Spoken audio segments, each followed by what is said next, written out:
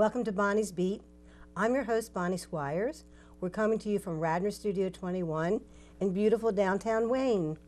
And we always like to showcase people who are doing important things in the community, whether it's academia, arts and culture, philanthropy. And today we have somebody, I'm only just meeting him, but he's very impressive. His name is Matthew Loden, and he is the Executive Vice President for Institutional Advancement of the Philadelphia Orchestra. Matthew, welcome to Wayne. Thank you, Bonnie. You came all the way from Chestnut Hill. Wow, what a schlep. Not too much of a schlep. Rainy day, but happy to be here. And the one thing about your bio, which Patty O'Kelly shared with me, is that you are an accomplished musician as well as all your other credits, and you're a violinist. Yes, I am. And you've performed with the most impressive orchestras. Oh my God. You performed with the Kennedy Center Opera and Ballet Orchestras, the National Symphony Orchestra, the Houston Grand Opera, the Brooklyn Philharmonic, et cetera, et cetera. I've been around. Where did you study music? I studied at Oberlin for my undergraduate degree. And One of those. And the Eastman School of Music for my master's degree in violin performance. Wow. Yeah. How old were you when you started playing the violin? I was 7 years old. I was born and raised in Houston, Texas, and was part of the very first public school Suzuki violin program in Texas.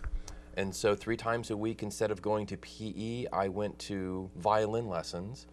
And when I was— Did you love it when you loved first? it. I loved it. It was just something that clicked with me, and had an affinity for it. I loved it when people clapped when when I did something that looked like it was worthwhile doing. So that was a lot of fun. And I was lucky enough when I was in the 4th grade to be selected to be part of an international tour of Japanese students and American students with Dr. Suzuki, who created this wonderful program.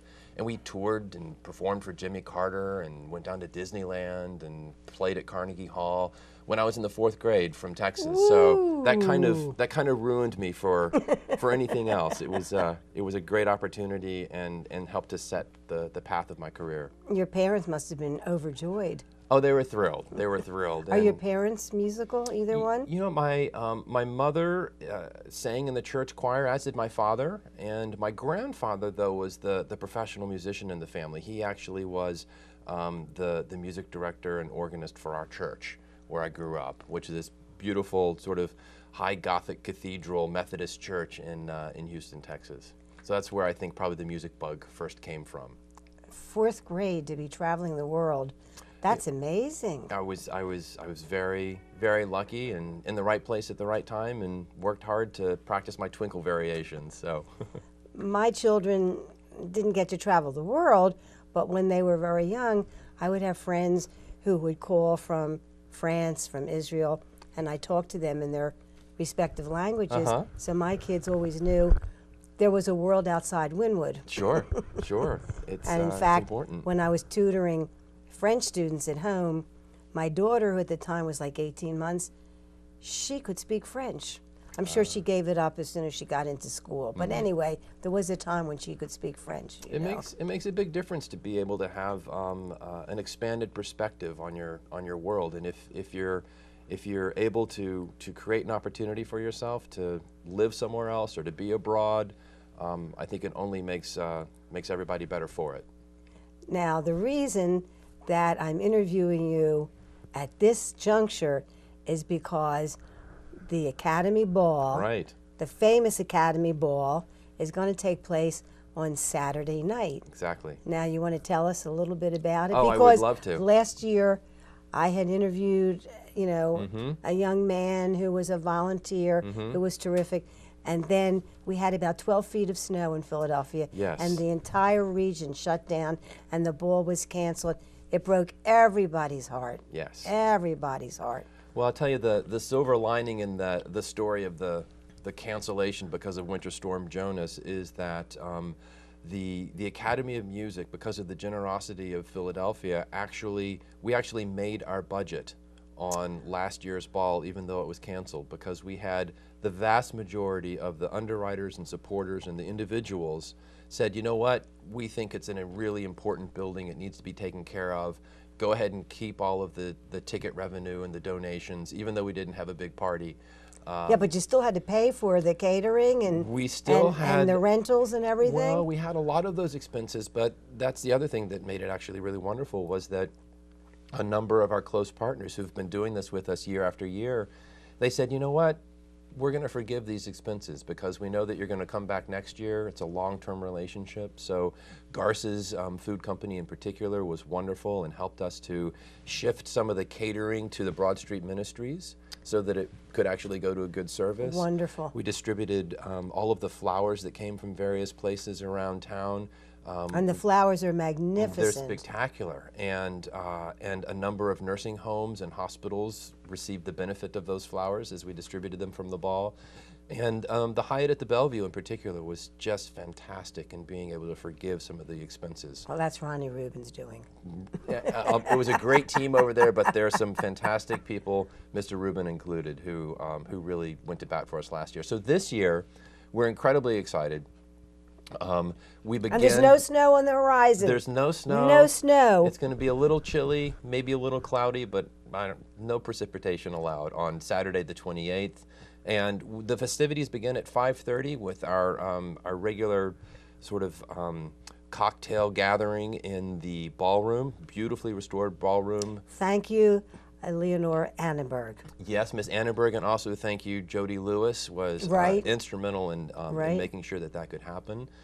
And so there'll be about 1,000 people at this year's cocktail party that goes from 5:30 until 7:30 at the Academy. It's a fashion show beyond compare.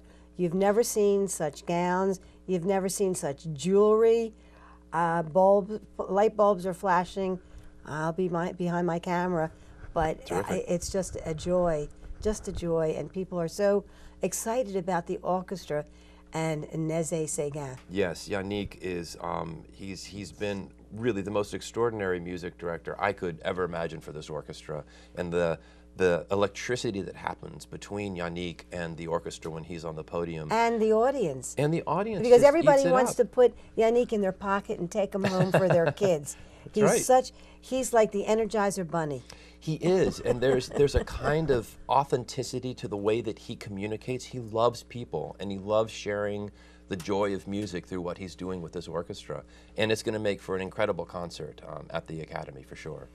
And there's an interesting guest artist who's not quite known for his musical ability, Martin Short, who was scheduled last year. He was. So the fact that you were able to get him to arrange his schedule to come back is amazing. It really is, and you know, sometimes that's the challenge with the timing of the Academy Ball, is that when we want to have a star like Martin Short be a guest artist that can help to enhance what Yannick and the orchestra are presenting in the program, it's tricky to get famous people like that to actually commit and to lock down a date because they have so many opportunities. And movies and TV. You want them a year in advance to commit. We want them a year in advance, and we want them to commit for a generously reduced fee because it is a fundraiser for a nonprofit. And photo sessions. And we want their publicists to help us spread the word as much as possible. So there's a lot of different conversations that go into actually securing the guest artist. But Martin Short is he's one of the best. He's just someone who has also, like Yannick, he has this fantastic way of communicating, and he's so entertaining.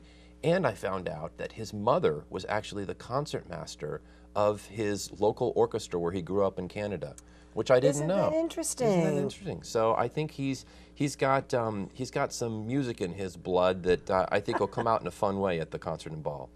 Well, he's very talented. Very. Actor, comedian, author, entertainer. Exactly. Yeah. Exactly. So. And he and Yannick have already been hitting it off. They've had a couple of Well, conversations. they're both Canadians. They're both Canadians. We also it's sort of an international cast. James Alexander is our creative director for the concert, and he's a Scot from Glasgow, and he's been doing it for the last couple of years.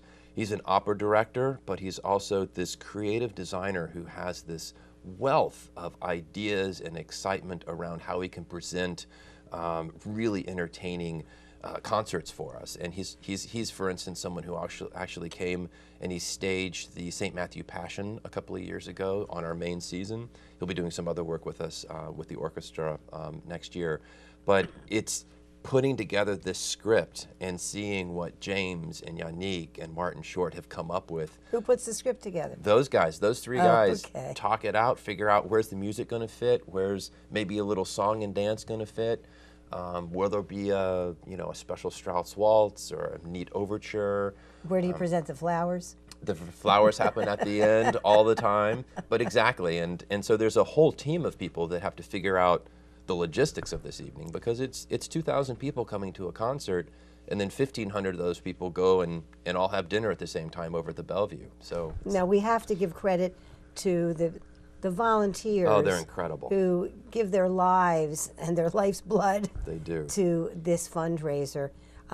The co-chairs of this year's Academy Ball. The co-chairs this year are Georgie Knoll and Harry Hill, both of whom have a long, wonderful history in Philadelphia of not only philanthropy in terms of helping raise money, but they just give so much time and effort, bring their friends along, bring their networks of connections to help support things like the Academy of Music. And last year we had Catherine Eyre and Bruce Lado, who in a similar fashion just did a tremendous job of organizing people around the event. We'll be honoring sort of both of those couples, since last year's group didn't actually get a chance to kind of get some of the glory. But this year in particular, we're excited that Adele Schaefer, who is the chair of the Academy Board. She's so wonderful. She's a very Adele. special woman. Yes, and gorgeous. Yes. She is magnificent. She is, and she's been to every one of the balls since they started in 1957. And one of my best friends' daughters is married to her son. Oh, great! Jimmy. So you're connected with the Schaefer family. Right. Yes. Well, those volunteers are tremendous for us, but we also have volunteers who organize our program book.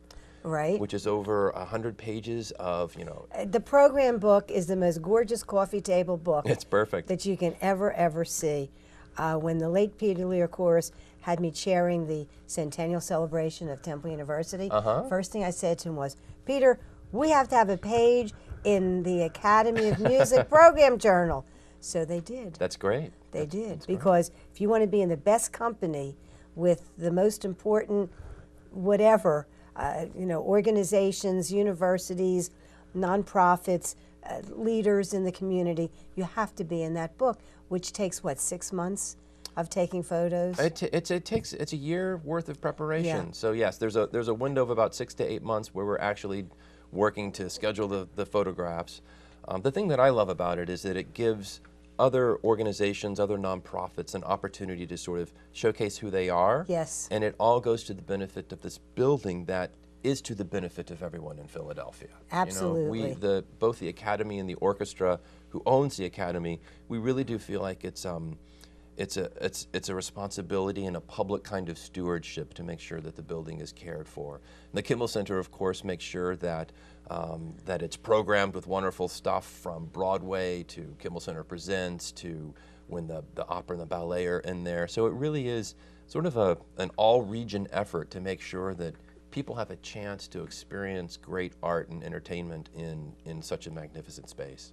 The interesting thing about the Academy of Music is that you can put it up against any ancient building in Paris, in Milan, in Rome, and it holds its own. Oh, absolutely. It's so gorgeous. It really and is. I can't let the opportunity go past without mentioning the president of the Orchestra Association, Richard Worley, Yes. and his amazing wife, Leslie Ann Miller, who, while she's assisting her husband with the orchestra, she's also now the chairman of the board of the Philadelphia Museum of Art. That's right. And she's also chairing the Philadelphia Flower Show. You ask a busy person, and Leslie Ann Miller is the busiest person I know. She and Rich both are such tremendous supporters of the orchestra. And Well, the he's not Academy. just a supporter. No, he he's brought not. it out of bankruptcy, and he probably wrote a personal check that covered all the deficiencies, knowing Richard. They've been incredibly generous, and I'll tell you, they really do represent what I think is really what's best and brightest about Philadelphia, that sense of civic responsibility and that sense of going the extra mile to create opportunities for arts organizations or nonprofit organizations to live and to thrive and to do the good work that we're trying to do in the community. And so they're terrific. You joined the Philadelphia Orchestra in 2012. Yes. Did they give you an injection so that you're so programmed that you know everything there is to know? How did you do that so quickly? You know, it's interesting. Philadelphia is known around the world as a place that's kind of small. There's a handful of people that you want to know as soon as possible. And if you went to kindergarten, I get this from friends all the time. That my best friends are the people I went from kindergarten through university with, and they would always tell me, Bonnie, we meet the most interesting people through you. I said, that's because I welcome people from other countries, other cities, but I was the rare one. Right. They're all the same people that they're going out to dinner with. They've been doing it for 40, 50 years. It's interesting. That's true. I've heard for some people it can be kind of a tricky group of folks to break into. But what I've experienced, and I think it's solely because of my role at the orchestra and at the Academy of Music, everyone in Philadelphia has some story about the Academy or about growing up with the orchestra and listening to Ormandy or Muti. And there's a point of pride around those two organizations that I am affiliated with that has opened a lot of doors for me. So I've learned a lot because I've had a lot of conversations with a lot of people who care about these institutions and want to make sure that they're moving in the best direction possible. Well, it's good to hear that people have opened their hearts and their circles of friendship to you, because it doesn't often happen. I have to say that I'm a native of Philadelphia. I've been living on the main line since I'm a teenager, but I love Philadelphia. But I know that it's a closed circle most of the time. So I'm happy to hear that they opened their hearts to you. It's been lovely. I've really felt like it's been a terrific collection of different neighborhoods that I get to experience through the people that come to concerts. And I also am really, part of what I think is opening up Philadelphia has been the large influx of millennials that we've had, the resurgence of entertainment and restaurant opportunities in Center City, the fact that Yannick himself is just over 40 and represents a very... He's that old. He's that old, exactly. But we've got almost 3,000 young friends of the Philadelphia Orchestra. Oh, that's phenomenal. And that helps to create an atmosphere of people that want to network. They might not be from here. They want to connect with other people and be involved in different things. And that, I think, creates a welcoming sense for the city it's been wonderful for me. Is it too late to buy a ticket for for the ball Saturday night? Not at all. Or just the concert? Let's put the info. Oh, it's up on the screen. Academy of Music. This is the 160th anniversary. That's a sexy sell. Yeah. Concert and ball. philorg.org. 215-893-1941. But to buy a ticket for the concert and the ball, that's expensive. It can be expensive. The concert-only ticket, I believe, is $75, and that's for the hour-long concert with Martin Short. If you're a young friend, the ticket price for the concert and the ball, the dinner itself, I believe, is $350. And then from there, it goes up to about $2,075 for the highest price ticket, which is actually, I believe, sold out. So there's a few seats, a number of seats actually, that sold out pretty quickly this year, which we're very excited about. But if you want to go to the ball... Well, people were lusting for it since they couldn't have it last year. That's right. Because everybody was locked in. I mean, I live on a little cul-de-sac in Lower Merion, and it's one of the last streets to be plowed. So if the township can't plow my little semicircle, my gardener with his plow can't get through to plow the driveway. So you just sit there for 3 days. You can't go anywhere. Can't go anywhere. Sure. And you watch, and thank heavens Comcast was broadcasting, the Give you lines something weren't to do, down. right? Yes. and I still had, Verizon internet, so I could use my computer. Right. But didn't go anywhere for like 3 days. It was just astonishing. We're not used to, well, Houston doesn't get snow like that. It doesn't, but I actually moved here directly from Colorado, where I spent 5 years dealing with lots of snow. So I myself was not unfamiliar with what snow can do. But there's, in any city has to do the best that they can, and I think Philadelphia did a terrific job with that emergency. I know that we actually last year were working very closely with the city government before we made the decision to actually cancel the ball. We have to understand, if there's a 2-inch snowfall, everything closes in Philly. It does. And people laugh when they say, you know, I did some work for a few years for a friend who was the president of SUNY Albany. Mm-hmm. When they get snow, they bring out the trucks. You can't even see. They have to put like 10-foot high poles over each fire hydrant to let them know where the fire hydrants are, because there's 10 feet of snow. Right, right. But in Philly, you know, 2 inches, whew, everything shuts down. It does. So I don't know how many feet we had last year. Too many. But what is the prediction for this Saturday? It'll be slightly cloudy, and I think about anywhere from 35 to 40 degrees. Well, we'll be fine. That would be like balmy. Exactly. Because there are many years when I remember trudging from the Academy of Music to the Bellevue with a lot of snow on the ground. A lot of snow on the ground. Well, this year, as one goes from the Academy to the Bellevue, we'll expect there's not any snow. We'll hope there's no precipitation at all. We will have some music, though, along that corridor.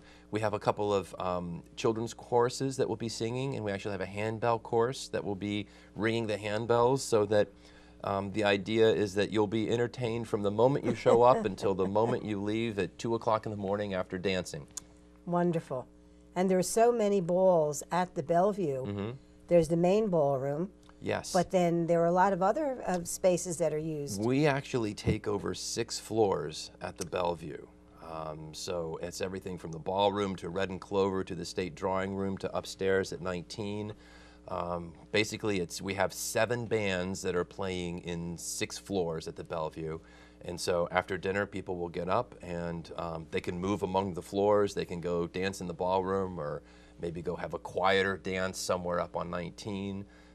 Is your tuxedo in good repair? Has it been cleaned and pressed? It is cleaned. I just I looked at it earlier this morning to make sure it was still in good shape. And for the men, it's white tie entails. Yes. So which is, you know, different from those that just only have black tie regular tuxedos. So we have a wonderful deal where people can go and rent certain tuxedos from some different organizations in town, and it's nice to put on a white tie.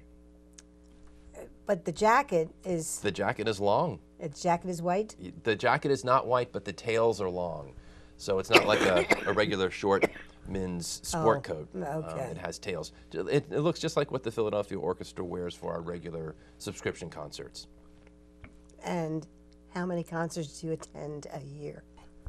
So we have about 160 concerts that happen over the course of an entire year around the world, with about 28 weeks worth of subscription concerts at the Kimmel Center from September to May. And I go to as many as I possibly can. You know, there is an awful lot of activity around our concerts. We might have a reception in the green room for some donors. We might have a Young Friends event happen in the Commonwealth Plaza, or even we've been doing a number of what we call play-ins, where we ask amateurs and student musicians from around the community to come and before a concert to play a separate concert with members from the orchestra of repertoire that they've prepared. And it's free and it's open to everyone, so there's a lot of activities that I go to all the time that are thoroughly enjoyable. And how many people tell you that they prefer the Academy of Music setting for the orchestra? You know, I think that even the people that have a deep history with going to orchestra concerts at the Academy, they recognize that as special as the Academy is, there's something that's equally special about Verizon Hall. It's a beautiful space. Yes, it is. To have all of the modern amenities. And there are no columns to block your view. There's no obstructed view. And so, you know, one of the things that we want to try and do, back in 2012, we had a week-long Stokowski Festival where the orchestra went back to the Academy for the first time in 10 years. We did it in the summertime. We sold out, and people absolutely loved it. So we'd love to, sometime in the future, try and have another festival like that where we go back to the Academy for a little bit. It's just so gorgeous wherever you look at the Academy. except if you're sitting behind a pole. Yeah, that's not so much fun. And they always sold tickets behind poles. I don't know why they did that, because they would certainly know, which tickets are behind poles. Well, we absolutely, let people know that if you're desperate to go to this concert, that's wonderful. We'd love to have you there. It's a reduced price ticket because there's a column in front of you. So you can hear, but you can't see. You can hear, but you have to kind of lean one way or another. Anyway, and what do they call the peanut gallery at the very top? The amphitheater. The amphitheater. I call it the peanut gallery. Sure. Well, the amphitheater actually this year is going to be filled with over 300 students that we've invited to come to the concert. That's wonderful. So we have a number of affiliations with different orchestras and youth orchestras and students around town, and we invited them to come hear the orchestra, hear Yannick, and just enjoy it. So they'll come with a parent and they'll sit up in the amphitheater and hopefully have a great time.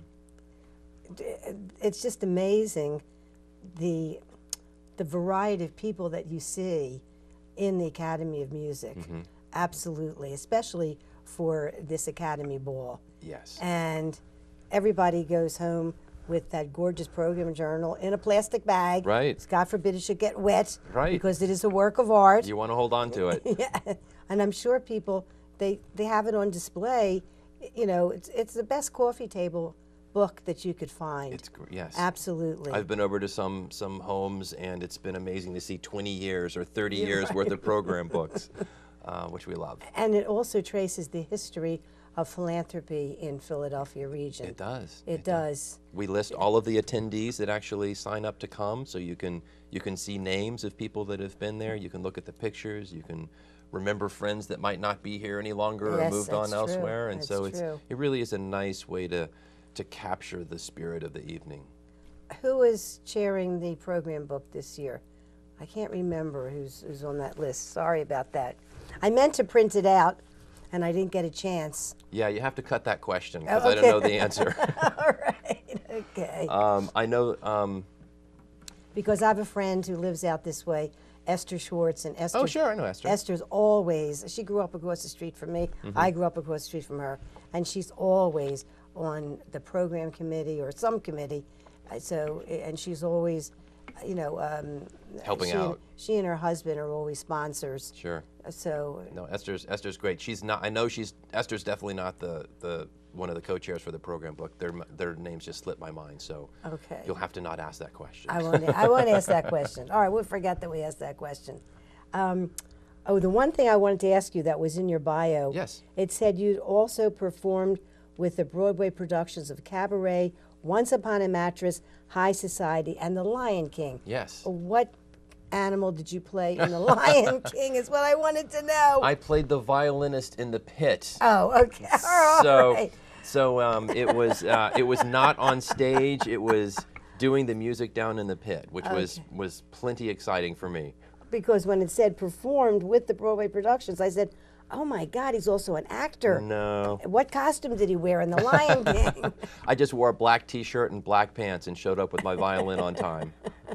That must have been a fun assignment. It was incredibly fun. It was. It's such great music. Elton John wrote a wonderful score, and it's brilliantly arranged. And when I was doing it was actually during the first run in New York when they had taken over the theater, completely refurbished I believe it was the Ford's Theater. And it was really just a remarkable opportunity. I loved it. Who brought you to Philadelphia? So Alison Vogelmore, our president and CEO Yes. of the orchestra, spent a number of months talking to me about the position. And how did she know you? She knew me from just from the industry. I was working at the Aspen Music Festival as the vice president and general manager there, helping name dropper. Helping to. Well, that's just where she found me. That's where she found me. But she knew that I was. I'd sort of been in the business, and. Well, we're thrilled that you're in the business. I'm thrilled to be here. Our guest today has been Matthew Loden, and we hope to see everybody at the Academy Ball Saturday night. Please come. Look Thank forward you, to it. Matthew. Thank you, Bonnie.